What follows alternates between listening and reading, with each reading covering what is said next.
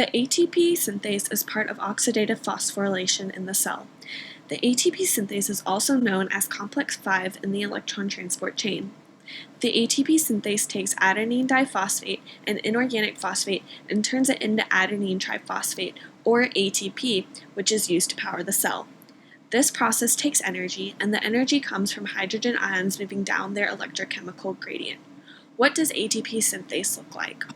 The ATP synthase is made up of many different subunits and forms a spherical machine. It is broken up into two parts, the F0 complex, which is embedded in the membrane, and the F1 complex, which is outside of the membrane and inside of the matrix of the mitochondria.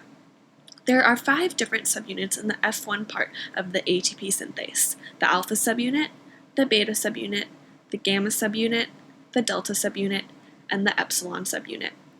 The F0 portion of the ATP synthase includes the A subunit, the B subunit, and the C subunit. The F0 portion of the ATP synthase gets its name because it binds to oligomycin, which is an inhibitor of the F0 subunit. The ATP synthase sits in the inner mitochondrial membrane, and they are essential to the bends and kinks seen in the membrane. These bends and kinks are important because they increase the surface area, and this allows for the creation of more ATP. The flow of protons down their concentration gradient, also known as the proton motive force, is coupled to the synthesis of ATP. In the F1 complex, there are 3 alpha and 3 beta subunits, which bind to nucleotides. However, only the beta subunits are catalytic.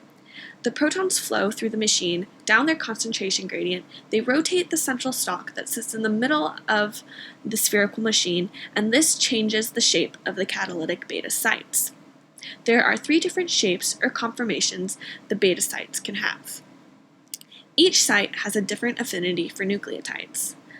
The 3 shapes are loose, tight, and open. The loose site binds ADP and phosphate.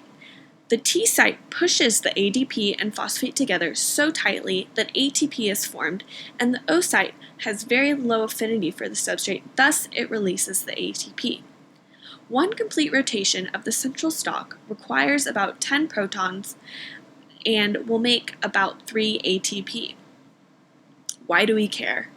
The ATP synthase is an important machine because it creates the majority of ATP needed and used by the body.